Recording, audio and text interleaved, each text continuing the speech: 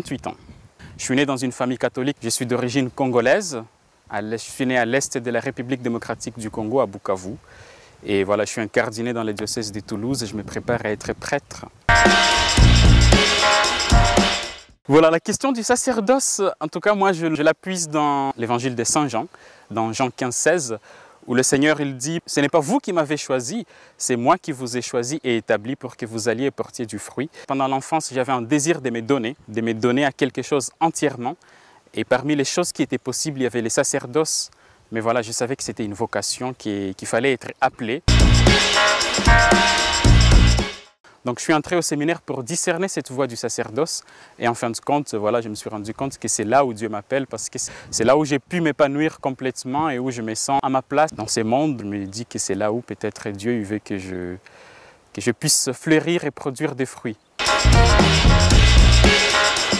Je suis allé voir un prêtre, parce que je savais que c'était une vocation, un appel. Et je lui ai dit comment on sait qu'on est appelé à devenir prêtre, comment on discerne sa vocation. Et lui, il m'a dit la chose la plus simple, c'est que tu ailles au séminaire, que tu essayes, et tu verras si c'est là où Dieu veut que tu sois. Je suis allé au séminaire, j'ai frappé à la porte, et en fin de compte, je suis resté pendant 7 ou 8 ans. C'est la petite genèse de ma vocation. Alors oui, pour la vie en paroisse, oui, parce qu'au séminaire, il y a les côtés spirituels, il y a les côtés intellectuels, et après, il y a un côté humain, où on apprend à vivre ensemble entre séminaristes. C'est là où on développe toute la dimension humaine qu'on va pouvoir pratiquer en paroisse. Donc le séminaire, voilà, ça nous donne la grande partie de ce qu'il faut pour pouvoir commencer notre ministère en paroisse. Alors mes amis, ils me disaient, tu verras, tu iras au séminaire, après 1 année ou 2 ans, tu vas laisser tomber, tu verras que ce n'est pas fait pour toi. Mais voilà, demain je vais devenir prêtre et là je reçois des messages qui me disent « Écoute, tu vas venir célébrer mon mariage ou les baptêmes de mon enfant ». Donc ils sont très fiers et voilà, c'est une grande joie pour nous tous. J'ai un modèle très missionnaire, Saint François Xavier, qui est porté vers la mission, vers l'extérieur. J'ai aussi un modèle plutôt très ancré dans la paroisse, les curés d'Ars. Donc ce sont 2 modèles qui me portent et les 2, ils jouent les ponts entre Dieu et le peuple de Dieu, le peuple chrétien. Et c'est ce que j'ai envie d'être. En tout cas, ces ponts qui relient Dieu aux hommes. Le Seigneur, il ne veut pas agir sans nous.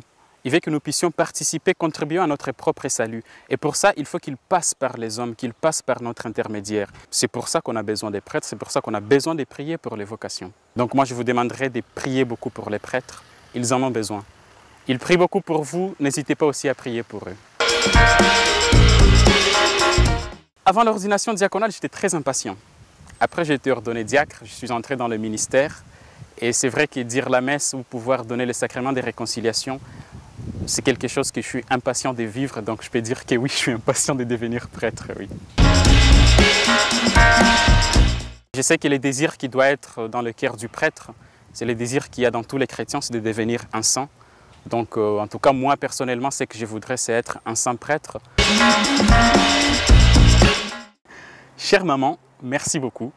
Parce que je me rappelle le premier jour où je t'avais dit que j'irais au séminaire, tu le prenais pour une blague. Tu étais contre au début, mais quand tu as vu que c'était une question très sérieuse, tu m'as beaucoup soutenu. Et vraiment, je tiens à te dire merci. Continue à me soutenir comme tu l'as toujours fait.